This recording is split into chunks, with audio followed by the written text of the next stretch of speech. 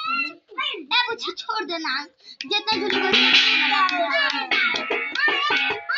ढोल बजाता कुट्टू भी जाता और का पापा देख लें तो मुंह हाथ गंदेंगे दोनों करके खाली बोलता तो ये ठीक बा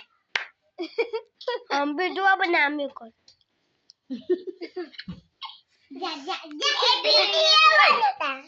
खेने करे खाली बनावे के चाहिए फेसबुक पर डलाई ड्रामा खेले पर दोनों का ताकत है अब नहीं है ना तक ओ बुटी है ना तक सीधा मोबाइल पर खेल हम नहीं तक बुटी जा दे हो ना छोड़ दे खेले रे छोड़